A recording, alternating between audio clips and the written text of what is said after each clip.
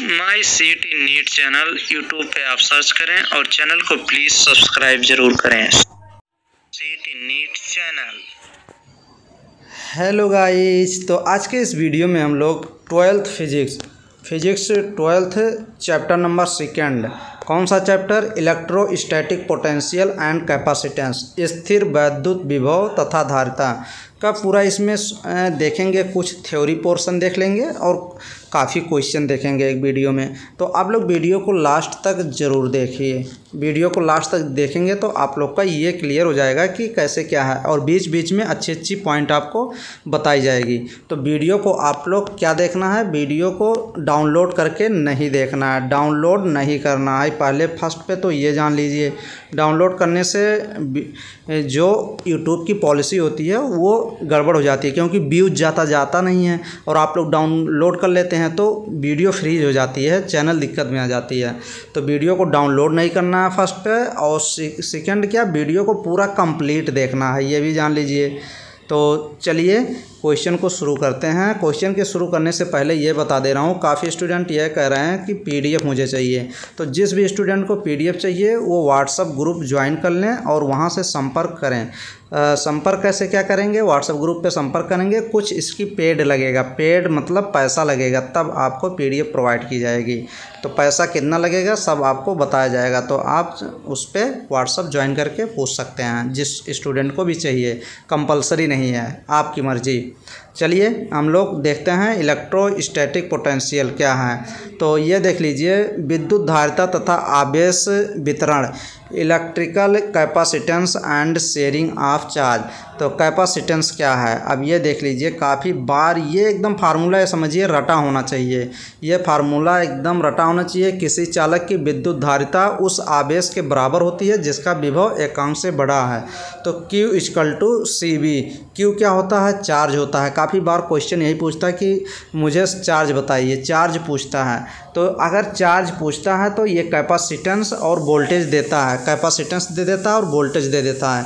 और कभी कभी तो कैपेसिटेंस ऐसे मान लीजिए ऐसे कैपेसिटर लगा देता है, फिर उसके बाद यहाँ पे वोल्टेज लगा देता है 12। यहाँ पे मान लीजिए हम लोग यहाँ वोल्टेज 12 लगा दिए, 12 वोल्टेज लगा दिए। अब यहाँ पे 2 3, अब यहाँ से कैपेसिटेंस C की वैल्यू निकाल लेंगे और वोल्टेज दिया रहेगा और चार्ज आसानी से निकाल लेंगे। ऐसे क्वेश्चन दिया रहता। तो आपको Q = CV या ऐसे एकदम रटा होना चाहिए, Q = CV। ये फार्मूला रट लीजिए आप लोग, काफ़ी बार क्वेश्चन पूछा गया है। कैपेसिटेंस स्फीयर, R त्रिज्या वाले एक गोले की धारिता का व्यंजक है, तो ये भी रटा होना चाहिए। C = 4πε0 × R होता है। क्या होता है, R त्रिज्या वाले एक गोले की धारिता होती है, ये जैसे R, ये R होता है, त्रिज्या होता है। तो ये एकदम रटा होना चाहिए। नेक्स्ट देख लीजिए, स्थित ये ½CV², ये भी रटा होना चाहिए। एनर्जी पूछता है, ये एकदम रटा होना चाहिए। Electrostatic potential energy of charge conductor, conductor का इलेक्ट्रोस्टैटिक पोटेंशियल एनर्जी जो होता है ये क्या होता है, = ½ CV²। एकदम रट लीजिए, ये भी काफ़ी बार क्वेश्चन पूछा जाता है इस बेस पे। नेक्स्ट देख लीजिए, ये ऊर्जा का लॉस ऑफ एनर्जी, ऊर्जा का ह्रास कितना होता है। तो हम लोग वही देख रहे हैं कि जो इम्पोर्टेंट है, भीतरी गोले का आवेशित हो तथा बाहरी गोले का ये अर्थ रहे। जैसे भीतरी गोला आवेशित हो, ऐसे 2 गोला बना लीजिए, इस पे चार्ज हो Q हो, इस पे चार्ज हो, और जो भीतरी गोला आवेशित हो तथा बाहरी गोला ये किससे अर्थ से जुड़ा हो, तब की बात कर रहा है। तो ये फार्मूला लगेगा, और इसका डिफरेंट रहे, भीतरी गोला अर्थ रहे तो ये लगेगा फार्मूला। चलिए हम लोग देखते हैं इम्पॉर्टेंट जो है, ये कॉम्बिनेशन ऑफ कैपेसिटर, यहीं से क्वेश्चन काफ़ी बार पूछा जाता है, और काफ़ी बार क्या, हमेशा पूछा जाता है। तो ये देख लीजिए, श्रेणीबद्ध सीरीज कॉम्बिनेशन ऑफ कैपेसिटर ये कह रहा है कि अगर सीरीज में लगा हो, सीरीज का मतलब अगर कैपेसिटर मान लीजिए यहाँ से चला, एक कैपेसिटर यहाँ लगा दिए, एक कैपेसिटर यहाँ लगा दिए, एक कैपेसिटर यहाँ लगा दिए, ये C1 मान लीजिए, C2 मान लीजिए और C3 मान लीजिए।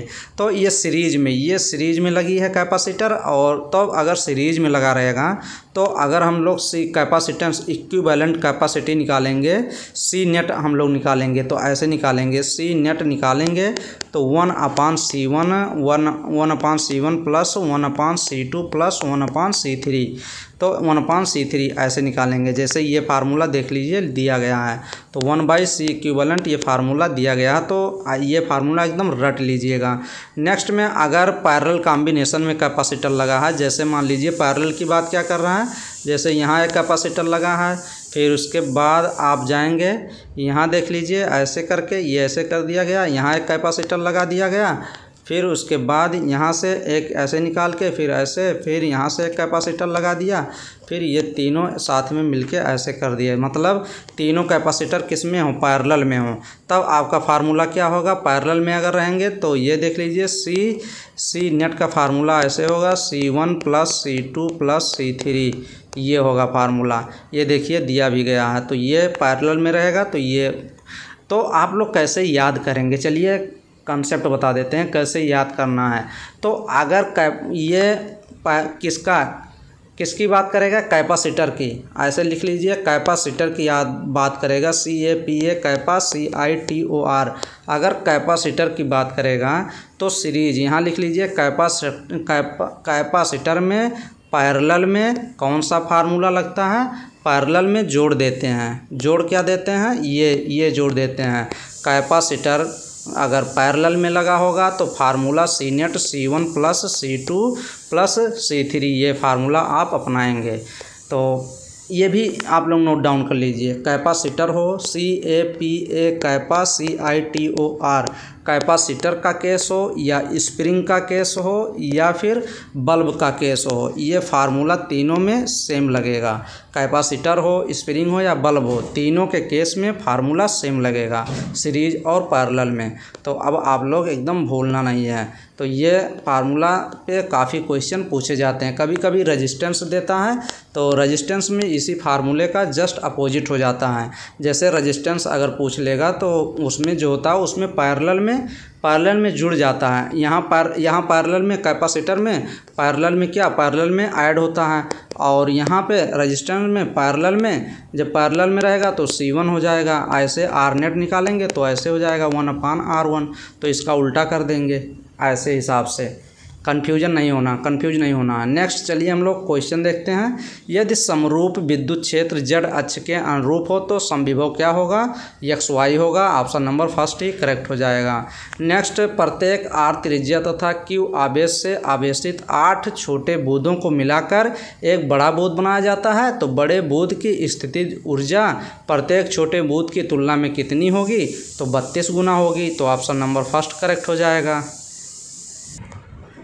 क्वेश्चन नंबर 3 देख लीजिए। क्वेश्चन नंबर 3 कह रहा है, एक समांतर प्लेट संधारित्र में परावैद्युतांक 6 वाला परावैद्युत भरना है।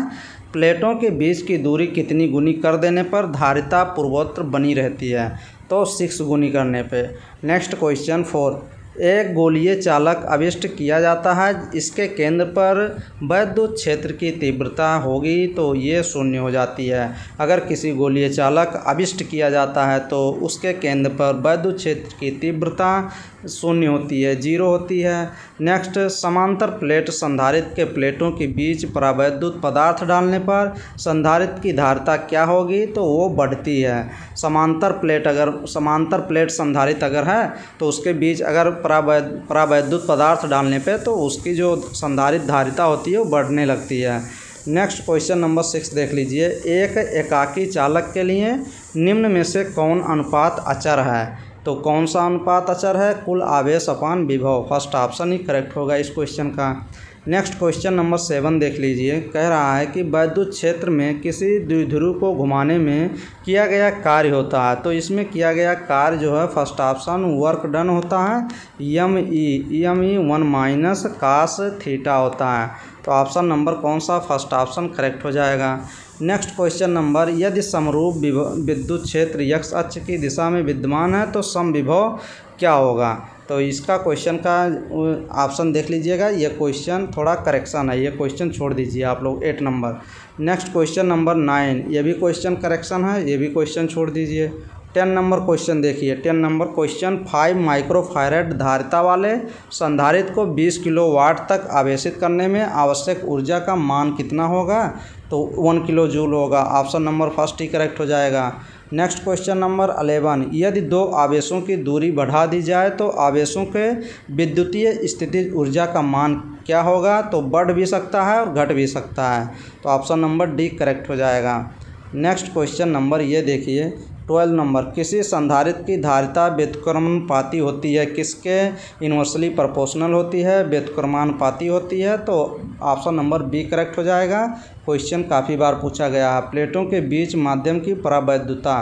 नेक्स्ट क्वेश्चन नंबर 30, चित्र में प्लेट ए पर आवेश होगा। इस प्लेट की बात कर रहा है। प्लेट ए पर कितना आवेश होगा? यहाँ पे 20 वोल्ट, यहाँ पे 15 वोल्ट, यहाँ पे 2 माइक्रोफैराड। तो ये कितना होगा? तो ऑप्शन नंबर बी करेक्ट हो जाएगा, 10 माइक्रो कूलाम होगा। नेक्स्ट क्वेश्चन नंबर, किसी विभव मापी की संवेदनशीलता को बढ़ाने के लिए क्या करना पड़ेगा? इसकी धारा को घटाना चाहिए। तो बी ऑप्शन करेक्ट हो जाएगा। अगर किसी विभव मापी की संवेदनशीलता को बढ़ाने के लिए इसकी धारा को घटाना होगा तो बी ऑप्शन ही करेक्ट होगा। ये देखिए क्वेश्चन एकदम इम्पॉर्टेंट क्वेश्चन है और ऐसे इसके जो अभी मैंने थ्योरी बताया था वो फार्मूला, इस फार्मूले पे तो क्वेश्चन 100% पूछे ही जाते हैं। तो ये देखिए जैसे ये ए एंड बी के बीच समतुल्य धारिता होगी तो ये धारिता पूछ रहा है। तो ये देख लीजिए ए दे रहा है और बी दे रहा है और कैपेसिटर लगाया है। तो कैपेसिटर ये दोनों किस में कैपेसिटर हैं? पैरेलल में हैं। तो अगर कैपेसिटर जो है ये पैरेलल में रहेगा तो फार्मूला कौन सा लगेगा? फार्मूला ऐड वाला लगेगा। तो CPA ऐसे आप लोग लिख लीजिए, CPA कैपेसिटर के केस में अगर पैरेलल में लगा है तो फार्मूला ऐड वाला लगेगा। ऐड मतलब कौन सा? एडिशन वाला। डायरेक्ट फार्मूला ये आप लगाएंगे। जैसे C निकालना है, C निकाल लीजिए। इसमें C net equal to C1 plus C2 plus C3, ये फार्मूला किस में लगेगा? पैरेलल के केस में। तो डायरेक्ट आप 3, यहाँ पे 3 दिया गया है, यहाँ पे 2 दिया गया है तो 3 रख लीजिए प्लस 2 रख लीजिए बराबर 5 रख लेंगे। C3 है नहीं, C3 तो सीरीज में आ जाएगा। तो जब 5 आ गया तो अब ये कैपेसिटर ऐसे बन जाएगा। यहाँ 5 आ गया, अब ये बन जाएगा ऐसे बन जाएगा, ऐसे बन जाएगा। अब ये कैपेसिटर आपको ऐसे दिखेगा। तो 5 तो हम निकाले थे दोनों को जोड़ के, फिर यहाँ 4 दिया गया है। अब ये सीरीज में हो गया।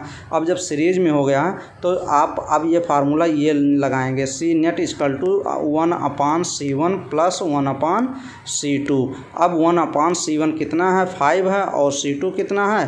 तो 1/4 है। तो 5 चौक 20 होता है। तो ये देख लीजिए 20 ले लीजिए और 5 चौक 20 4 हो जाएगा, फिर 4 पंचे 20, फिर यहाँ पे 5 आ जाएगा। 5 4 9 हो गया, 9 × 20 आ जाएगा। अब 9 × 20 कितना आ गया? 9 × 20 1/C नेट का मान आ गया। अब C नेट हमको निकालना है। C नेट जब निकालेंगे तो ये C नेट निकालेंगे तो ये ऊपर चला जाएगा। 20 बाई कितना हो जाएगा? 9 हो जाएगा। तो कौन सा ऑप्शन करेक्ट हो जाएगा? ऑप्शन नंबर कौन सा करेक्ट हो जाएगा? ये देख लीजिए ऑप्शन नंबर आपका करेक्ट हो जाएगा 20/9। ऑप्शन नंबर फर्स्ट ही करेक्ट हो जाएगा इस क्वेश्चन का। तो आप लोग ये क्वेश्चन आसानी से सॉल्व कर सकते हैं। नेक्स्ट क्वेश्चन नंबर 16, अलग अलग त्रिज्याओं के 2 गोलों पर समान आवेश दिए जाते हैं तो विभव होगा। तो विभव छोटे गोले पर ज़्यादा होगा। तो ऑप्शन नंबर फर्स्ट ही करेक्ट हो जाएगा। नेक्स्ट क्वेश्चन नंबर 17 देख लीजिए, समांतर प्लेट संधारित्र के प्लेट के बीच आकर्षण बल कितना होगा? तो ये देख लीजिए आकर्षण बल जो होता है चार्ज के square Q² epsilon not AK। तो ऑप्शन नंबर बी करेक्ट हो जाएगा। नेक्स्ट क्वेश्चन क्या कह रहा है? त्रिज्या 1 सेंटीमीटर के 2 चालक गोले 1 मीटर ये दिया गया है, वियुक्त है। दोनों पर समान आवेश 1 माइक्रो कूलाम दिया गया है। एक गोले का विभव V0 है, अनंत पर विभव 0 है। दूरी से संपर्क में लाने में किया गया कार्य क्या होगा? तो धनात्मक होगा। बी ऑप्शन करेक्ट हो जाएगा। नेक्स्ट क्वेश्चन को ये देखिए, त्रिज्या R के एक छल्ले पर आवेश Q एक समान वितरित है। अनंत पर विभव का मान 0 लिया गया है। तो छल्ले के केंद्र पर क्या होगा? तो विभव उसका जो है Q/4πε0 R होगा। नेक्स्ट क्वेश्चन नंबर 20, त्रिज्या r के एक छल्ले पर धनावेश q एक समान विपरीत है। अनंत पर विभव का मान 0 लिया गया है। छल्ले के केंद्र से x दूरी पर छल्ले के अक्ष पर विभव होगा तो कितना होगा, यह देख लीजिए। q/4πε0 अंडर रूट में r square plus x square. तो ऑप्शन नंबर सी करेक्ट हो जाएगा। ये देखिए 22। चलिए हम लोग क्वेश्चन देखते हैं। एक समविभवी तल के एक बिंदु से दूसरे बिंदु तक ले जाने में आवेश पर क्षेत्र द्वारा किया गया कार्य होगा तो 0 होगा। नेक्स्ट क्वेश्चन, विद्युत क्षेत्र में एक द्विध्रुव का आघूर्ण P, ये देखिए दिया गया है आघूर्ण, और इसकी स्थितिज ऊर्जा कितना होगा तो 0 होगा। तो हम लोग जो क्वेश्चन कर रहे हैं, क्वेश्चन वही कर रहे हैं जो इम्पोर्टेंट क्वेश्चन है। तो क्वेश्चन 31 देख लीजिए। एक चालक खोखले गोले के केंद्र पर आवेश Q है। चालक पर नेट आवेश 0 है। चालक के भीतरी सतह पर आवेश होगा तो -Q होगा। 32 भी इम्पोर्टेंट है। एक चालक खोखले गोले के केंद्र पर आवेश Q है। चालक पर नेट आवेश 0 है। चालक की बाहरी, यहाँ पे भीतरी पूछा था, यहाँ बाहरी सतह पर पूछ रहा है क्या होगा, तो यहाँ पे पॉजिटिव Q होगा और वहाँ पे -Q था, तो यहाँ पे बी ऑप्शन करेक्ट हो जाएगा। नेक्स्ट क्वेश्चन हम लोग करेंगे कौन सा, नेक्स्ट क्वेश्चन हम लोग 36 देख लीजिए। यदि एक प्रोटॉन को एक दूसरे प्रोटॉन के नज़दीक लाया जाता है तो उसकी स्थितिज ऊर्जा क्या होगी, तो उसकी स्थितिज ऊर्जा जो होती है वो बढ़ती है। तो ऑप्शन नंबर 1 करेक्ट हो जाएगा। नेक्स्ट क्वेश्चन नंबर देख लीजिए। यदि 1000 बूंदें समान आकार की हों एवं जिनमें प्रत्येक की धारिता 5 माइक्रोफैरड है, मिलकर एक बड़ी बूंद बनाती है तो बड़ी बूंद की धारिता क्या होगी, तो बड़ी बूंद की धारिता जो होती है वो 50 माइक्रोफैरड आएगा। तो ऑप्शन नंबर फर्स्ट करेक्ट हो जाएगा। यहाँ देख लीजिए माइक्रोफैरड में है। नेक्स्ट क्वेश्चन हम लोग चलिए देखते हैं। क्वेश्चन नंबर 42 भी काफ़ी इंपॉर्टेंट क्वेश्चन है। इलेक्ट्रॉन वोल्ट द्वारा मापा जाता है, तो इलेक्ट्रॉन वोल्ट द्वारा क्या नापते हैं, तो ऊर्जा नापा जाता है। तो ऑप्शन नंबर डी इस क्वेश्चन का करेक्ट हो जाएगा। नेक्स्ट क्वेश्चन नंबर 44 देख लीजिए। विद्युत क्षेत्र E और विभव V के बीच संबंध क्या होता है, तो E = -dV/dx होगा। तो ऑप्शन नंबर फर्स्ट ही करेक्ट हो जाएगा। इस क्वेश्चन नंबर 45 देख लीजिए। यदि किसी खोखले गोलीय चालक को धन आवेशित किया जाता है तो उसके भीतर का विभव क्या होगा। अगर किसी खोखला गोला है, मान लीजिए उसके चालक को धन आवेशित किया जाता है तो उसके भीतरी विभव क्या होगा, तो वो हो जाएगा धनात्मक और समरूप होगा। नेक्स्ट क्वेश्चन ये देख लीजिए। एक बिंदु आवेश Q से r दूरी पर विद्युत विभव का मान क्या होगा, तो B = ये हो जाएगा, बी ऑप्शन करेक्ट हो जाएगा। 1/4πε0.Q/r हो जाएगा। तो ये ऑप्शन करेक्ट हो जाएगा। कौन सा ऑप्शन, बी ऑप्शन।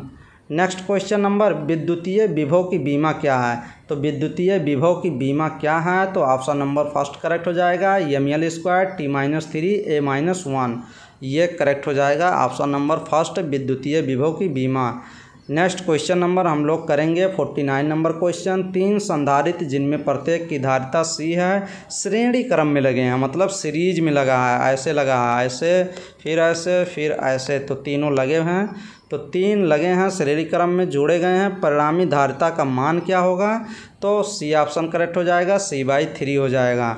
तो मान लीजिए 3 संधारित्र जिनमें प्रत्येक की धारिता C है, तो 1/C + 1/C + 1/C, तो C है तो यहाँ C कर दीजिए, 1 कर दीजिए, +1 कर दीजिए, +1, तो 3/C हो जाएगा। जब हम लोग निकालेंगे C नेट यहाँ तो C नेट निकाल रहे थे, जब C नेट निकालेंगे तो ये ऊपर हो जाएगा।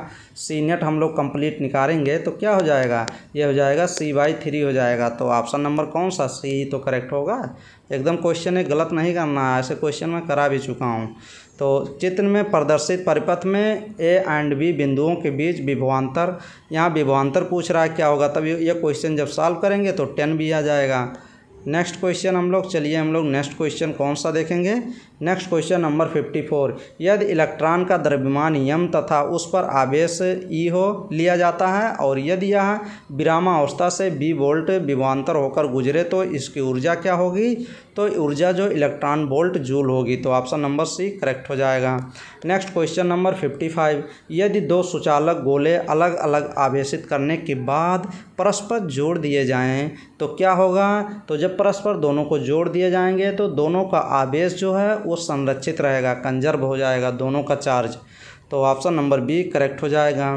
क्वेश्चन नंबर 56, किसी द्विध्रुव को एक समरूप विद्युतीय क्षेत्र में रखा गया है तो उस पर परिणामी विद्युतीय बल कितना होगा? तो हमेशा 0 रहेगा, उसमें विद्युतीय बल जो होता है हमेशा 0 रहेगा। किसी द्विध्रुव को एक समरूप विद्युतीय क्षेत्र में रखा गया है तो उस पर परिणामी विद्युतीय बल 0 रहेगा। नेक्स्ट चलिए हम लोग देखते हैं 48, ये भी इम्पॉर्टेंट है। चंद्रमा की धारिता लगभग होती है, तो चंद्रमा की धारिता लगभग कितनी होती है? तो 177 माइक्रोफैराड। ऑप्शन नंबर फर्स्ट आप लोग नोट डाउन कर लीजिएगा। नेक्स्ट क्वेश्चन, किसी चालक की विद्युत धारिता का व्यंजक कितना होता है? तो C=Q/V। तो ये एकदम रट लीजिएगा, Q=C/V, ये रट लीजिएगा। अब इसमें पूछ रहा है किसी चालक का विद्युत धारिता का व्यंजक पूछ रहा है, तो ये C पूछ रहा है, तो ये B तो नीचे चला जाएगा, ये आप लोग लिख सकते हैं Q/V हो जाएगा। तो ये ऑप्शन नंबर फर्स्ट, ये फार्मूला आप लोग को रटा रहेगा तो आप कुछ भी निकाल सकते हैं जो पूछेगा। इसमें कैपेसिटेंस भी पूछ सकता है, वोल्टेज भी पूछ सकता है, और चार्ज पूछेगा तो डायरेक्ट फार्मूला लगाएंगे। वोल्टेज पूछेगा तो इसको Q/C कर देंगे, ये Q/C कर देंगे। तो ऐसे आप लोग उसको इधर उधर कर लीजिएगा। नेक्स्ट 60 क्वेश्चन, 60 नंबर, किसी संधारित्र की धारिता का मात्रक होता है? तो धारिता का मात्रक जो होता है वो फैराड होता है। विद्युत धारिता का बीमा क्या है? यह भी क्वेश्चन काफ़ी बार पूछा गया है कि विद्युत धारिता का बीमा क्या होता है? तो M-1 L के पावर -2 T के पावर 4 होता है, A के पावर -2 होता है।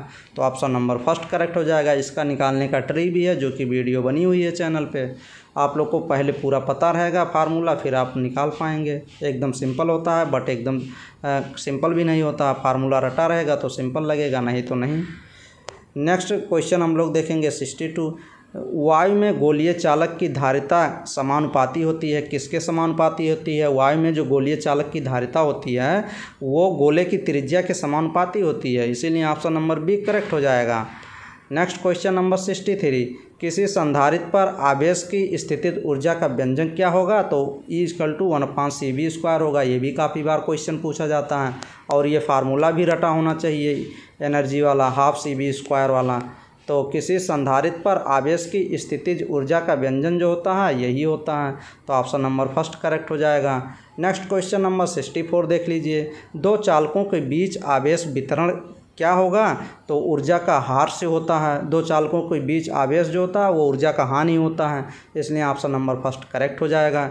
स्टूडेंट, अभी जितने भी स्टूडेंट नर्सिंग, पैरामेडिकल और फार्मेसी की प्रिपरेशन कर रहे हैं मेरे चैनल के माध्यम से, उत्तर प्रदेश में सोच रहे हैं कि गवर्नमेंट कॉलेज से 2021 में मेरा सिलेक्शन हो जाए, तो अभी तो ऐसा तो कोई चमत्कार होने वाला नहीं है। तो चमत्कार का मतलब आप लोग अभी पढ़ाई तो कर नहीं रहे हैं। तो जो भी स्टूडेंट, कुछ स्टूडेंट तो बहुत अच्छा पढ़ रहे हैं, तो अभी जो स्टूडेंट पढ़ाई नहीं कर रहे हैं वो अभी पढ़ाई, ये समझिए आप एकदम रन करिए अच्छे से। जितनी वीडियो बनी हुई चैनल पर रिवाइज करिए, और NCERT बुक एकदम फॉलो करिए, 11th और 12th की दोनों NCERT बुक फॉलो करिए। बायोलॉजी, केमिस्ट्री, फिजिक्स तीनों फॉलो कर सकते हैं, तो आसानी से आपका सिलेक्शन 2021 में हो जाएगा। नहीं तो फिर वही 100% सिलेक्शन नहीं हो पाएगा अगर पढ़ेंगे नहीं, क्योंकि कंपटीशन इतना अच्छा हो गया है ना कि अब नर्सिंग, पैरामेडिकल, फार्मेसी में भी एक सीट गवर्नमेंट की मिलनी मुश्किल हो गई हैं, क्योंकि कट ऑफ हाई जा रहा है ना। 70+, अगर 100 क्वेश्चन पूछे जा रहे हैं तो 70+ क्वेश्चन सही करने हैं आपको। किसमें? आपको नर्सिंग के कोर्स करने में। तो इसीलिए आपको ये समझिए कि अगर मान लीजिए KGMU हो गया, JSBM हो गया, कानपुर हो गया, CP नेट से FI इटावा हो गया, उधर आपका झांसी बुंदेलखंड यूनिवर्सिटी हो गई, या फिर गोरखपुर यूनिवर्सिटी हो गई, तो या फिर इलाहाबाद, तो यहाँ पर सब इंट्रेंस होते हैं, तो इसीलिए आपको पढ़ना ही पड़ेगा। चलिए, हम तो चैनल पे काफ़ी लगभग 700+ वीडियो है, और 700+ वीडियो है। आप लोग प्लेलिस्ट ज़रूर क्रिएट करिए। पहले प्लेलिस्ट क्या, हम जब बनाए थे प्लेलिस्ट, तो पहले प्लेलिस्ट अनलिस्ट किए थे, मतलब पब्लिक नहीं किए थे। अब पब्लिक कर लिए हैं, पब्लिक कर दिए हैं, तो सभी लोग देख सकते हैं। तो आप ही लोग के हेल्पफुल के लिए ये किए हैं। तो अब आप प्लेलिस्ट चेक करिए, काफ़ी वीडियो है, सभी रिवाइज करिए। चलिए नेक्स्ट क्वेश्चन हम लोग देखते हैं। दो चालकों के बीच आवेश वितरण होता है तो इसमें तो हानि होती है, क्वेश्चन हो गया है। नेक्स्ट, जब समांतर पट्टिका वायु संधारित्र की पट्टिकाओं के बीच की दूरी बढ़ती जाती है तब इसकी धारिता क्या होगी, तो घटेगी। तो ऑप्शन नंबर बी करेक्ट हो जाएगा। नेक्स्ट क्वेश्चन नंबर 66, यदि एक शीशे की छड़ को हवा संधारित्र के बीच रखा जाता है तो इसकी धारिता क्या होगी, तो बढ़ेगी। तो ऑप्शन नंबर फर्स्ट ही करेक्ट हो जाएगा। क्वेश्चन नंबर 67, काफ़ी स्टूडेंट तो ये भी कह रहे हैं कि अभी काफ़ी गर्मी है, गर्मी की वजह से अभी पढ़ाई नहीं हो पा रही है। भैया तो गर्मी की वजह से पढ़ाई नहीं होगी तो अभी ठंडी की वजह से नहीं पढ़ाई होगी, बरसात की वजह से नहीं पढ़ाई होगी, तो बरसात तो कब पढ़ाई होगी। तो ऐसा मत बोला करिए, पढ़ाई शुरू कर दीजिए। पढ़ाई कभी भी हो सकती है और कहीं पर भी की जा सकती है।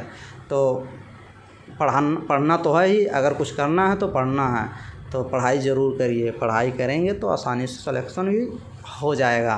तो चलिए हम लोग तो क्वेश्चन स्टार्ट किए हैं, 100 क्वेश्चन इस वीडियो में करेंगे। तो आप लोग लास्ट तक जो भी वीडियो मेरे चैनल पे देखा करिए, लास्ट तक ज़रूर देखिए। और काफ़ी स्टूडेंट क्या है, अभी तो उसमें व्हाट्सअप ग्रुप भी बना दिए हैं, थोड़ा सिंपल करने के लिए कि आप लोग वीडियो टाइम से देखा करिए। तो व्हाट्सअप ग्रुप पे लगभग ये समझिए 250 स्टूडेंट हैं। और कोई भी वीडियो की अगर मैं वहाँ पे बताता हूँ कि वीडियो पड़ गई, आप लोग देख लीजिए, तो कितने लोग एक्टिव हैं, 50 लोग, ओनली 50 से 60 लोग सिर्फ वीडियो देख रहे हैं। और सब क्या कर रहे हैं, और सब 150 स्टूडेंट 200 स्टूडेंट क्या कर रहे हैं, मतलब कॉमेडी देख रहे हैं मोबाइल पे, कि कौन सा चैनल है जिस पे कॉमेडी बढ़ती है। कॉमेडी देखते हैं तुरंत सो जाते हैं, कॉमेडी देख के, कॉमेडी देख रहे हैं कि हाँ, तो उन्हें कॉमेडी दिख रहा है। तो चलिए कॉमेडी देखिए, फिर एग्ज़ाम आएगा तो फिर कहेंगे कि सिलेक्शन नहीं हुआ। तो इसीलिए आप लोग प्लीज़ पढ़ लीजिए। चलिए क्वेश्चन नंबर देखिए, संधारित्रों को श्रेणी क्रम 67 देखिए, संधारित्रों को श्रेणी क्रम संयोजन में जो राशि प्रत्येक संधारित्र के लिए समान रहनी है वह क्या है, तो ये जान लीजिए। फर्स्ट ऑप्शन आवेश करेक्ट हो जाए। संधारित्रों के श्रेणी क्रम संयोजन में जो राशि प्रत्येक संधारित्र के लिए समान रहती है, तो संधारित्रों मतलब कैपेसिटर में सीरीज में, अगर कैपेसिटर जो सीरीज में जोड़ा गया है, ये क्वेश्चन भी पूछा गया था एक बार, कोई कि कैपेसिटर को अगर सीरीज में जोड़ा गया है तो क्या उसमें कांस्टेंट रहता है, क्या वेरिएंट नहीं रहता है, ये क्वेश्चन एक बार पूछा गया था। तो ये क्वेश्चन काफ़ी स्टूडेंट ने गलत भी किया था। तो चलिए आज एकदम क्लियर कर लीजिए इस क्वेश्चन को, और कभी गलत नहीं करेंगे। यहीं पे आप लोग नोट डाउन कर सकते हैं। अगर कैपेसिटर की बात कर रहा है और कैपेसिटर मान लीजिए ऐसे लगा है, सीरीज में लगा है कैपेसिटर कैसे लगा है, सीरीज में लगा है, C1 C2 C3 लगा है, C4 C5 C3 स्वान लगा है। तो अगर सीरीज में कैपेसिटर लगा है तो चार्ज जो होता है CHARGE, चार्ज जो होता है, Q जो होता है, क्या होता है, सेम होगा। ये नोट डाउन कर लीजिए, मतलब सभी कैपेसिटर में चार्ज जो होता है वो सेम जाएगा, ये नहीं कि चार्ज डिफरेंट जाएगा।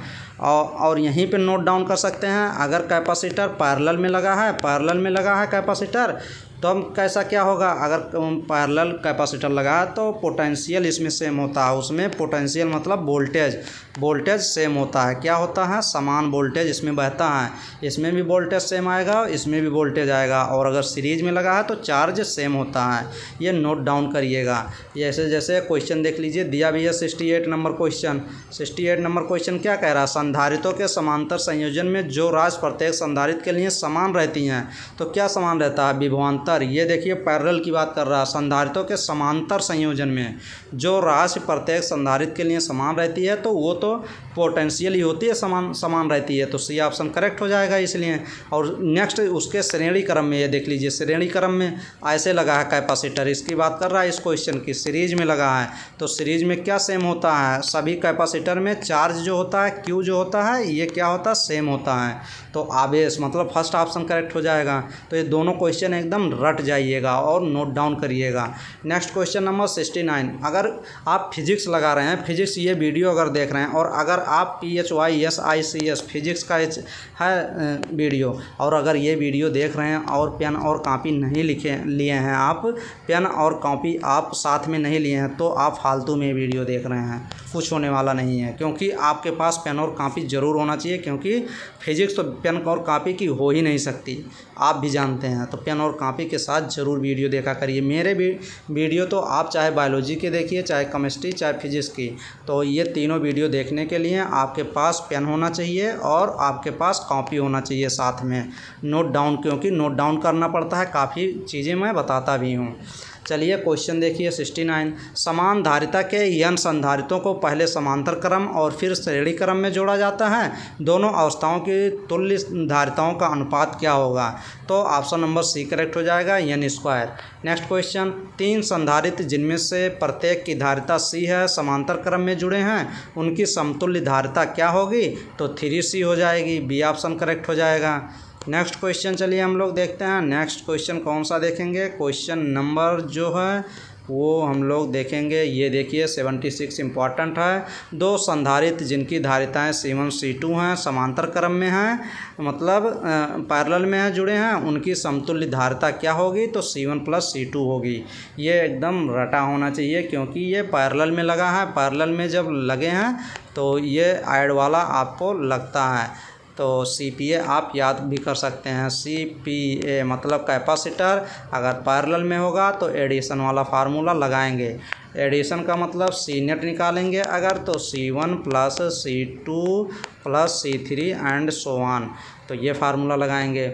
ये देखिए 4 संधारित्रों में प्रत्येक की धारिता 2 माइक्रोफैरड है। एक 8 माइक्रोफैरड का संधारित्र बनाने के लिए उन्हें जोड़ना होगा, किसमें?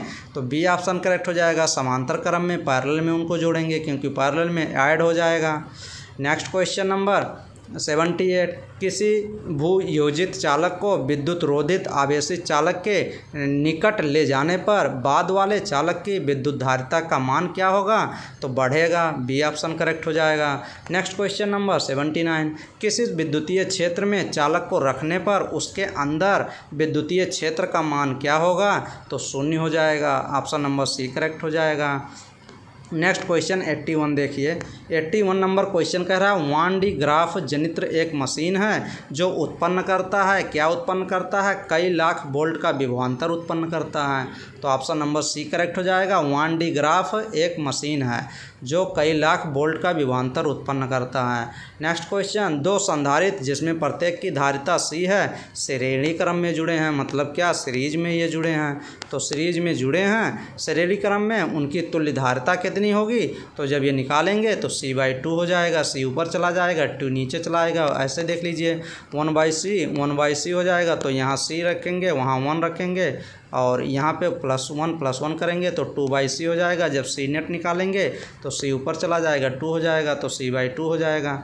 अगर लास्ट तक वीडियो देखेंगे, कहीं स्किप नहीं करेंगे, तो ये वीडियो आपके लिए एकदम सिंपल है, क्योंकि ऐसे क्वेश्चन 2-3 क्वेश्चन ऊपर हो भी चुके हैं। Next question 83। यदि कई संधारित्र उपलब्ध हों तो उनके समूहन में उच्चतम धारिता प्राप्त करने के लिए उन्हें जोड़ना चाहिए, किस में जोड़ना चाहिए? समांतर क्रम में, बी ऑप्शन करेक्ट हो जाएगा। Next question number 84। एक समांतर प्लेट संधारित्र की प्लेटों के बीच अभ्रक की एक पतली प्लेट रख देने पर उसकी धारिता क्या होगी? तो बढ़ती है, तो ऑप्शन नंबर फर्स्ट करेक्ट हो जाएगा। नेक्स्ट क्वेश्चन 86 देख लीजिए। किसी वस्तु का परावैद्युत स्थिरांक हमेशा अधिक होता है, तो सी ऑप्शन करेक्ट हो जाएगा, 1 से अधिक होता है। किसी वस्तु का परावैद्युत स्थिरांक हमेशा 1 से अधिक होगा, इसलिए ऑप्शन नंबर सी करेक्ट होगा।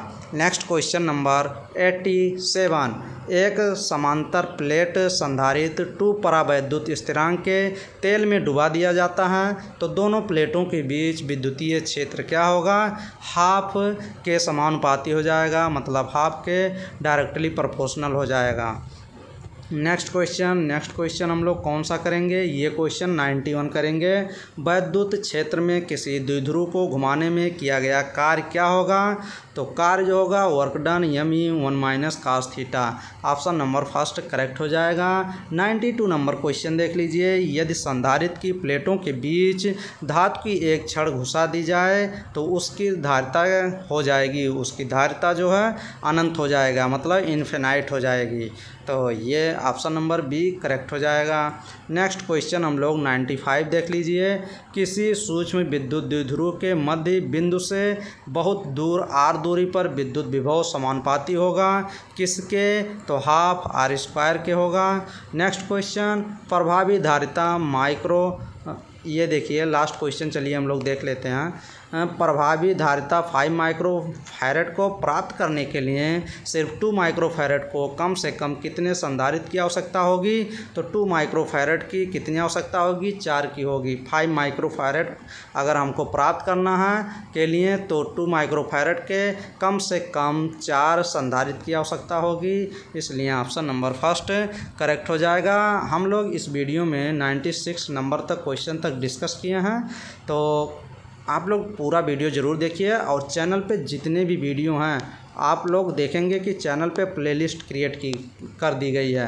प्लेलिस्ट पहले भी PLAY प्लेलिस्ट पहले भी थी, बट क्या था, ये जो प्लेलिस्ट थी ये अनलिस्ट थी, मतलब अनलिस्ट कर दिया गया था, अनलिस्ट किए थे क्योंकि ये मतलब पब्लिक नहीं किया गया था, जो कि अब पब्लिक कर दिया गया है। एग्ज़ाम टाइम आ गया है तो आप लोग फ़ायदा ज़रूर उठाएं चैनल के माध्यम से। और जितने भी वीडियो प्लेलिस्ट की हैं ना, 750 प्लस वीडियो हैं, 750 प्लस वीडियो हैं, तो सभी वीडियो को आप लोग टाइम टू टाइम रिवाइज़ किया करिए, क्योंकि बायोलॉजी और फिजिक्स केमिस्ट्री तीनों वीडियो हैं ना चैनल पे, तो काफ़ी वीडियो हो जाती हैं, तो सभी वीडियो आप लोग रिवाइज़ किया करिए। और 2021 में आसानी से ये सभी एंट्रेंस एग्ज़ाम होंगे, ये नीट के थ्रू नहीं होंगे। ऐसा मत सोचिए कि नीट के थ्रू सभी जितने यूपी में हैं सभी BSc नर्सिंग, पैरामेडिकल, फार्मेसी, सभी कॉलेज BSc नीट के थ्रू भरे जाएंगे, तो ऐसा कुछ नहीं है। सभी का फॉर्म आएगा, फॉर्म का जैसे जैसे फॉर्म आएंगे तो सभी को इन्फॉर्म किया जाएगा चैनल पे। तो चैनल पे कहीं का भी फॉर्म आता है तो इन्फॉर्म किया जाएगा यूपी में, तो आप लोग चैनल से ज्वाइन कर लीजिए। और चैनल को क्या करना है, सब्सक्राइब कर लीजिए, अपने दोस्तों में शेयर करिए, चैनल को तेज़ी से ग्रो कराइए, तब मज़ा आएगा। चैनल को तेज़ी से ग्रो कराएं तो फिर अच्छी अच्छी वीडियो आपको चैनल पे मिलती रहेगी। और अभी तो मेरा थोड़ा मैं भी अभी वीडियो कम बना पा रहा हूँ, लगभग मैं सोचता हूँ कि डेली एक वीडियो पर डे मैं अपलोड किया करूँ चैनल पे, तो एक वीडियो तो डालता हूँ। चलिए नेक्स्ट वीडियो मिलेंगे और बेस्ट वीडियो प्रोवाइड करेंगे आप लोग को, और आप लोग प्लीज़ अच्छे से पढ़ाई ज़रूर करें। Thank you.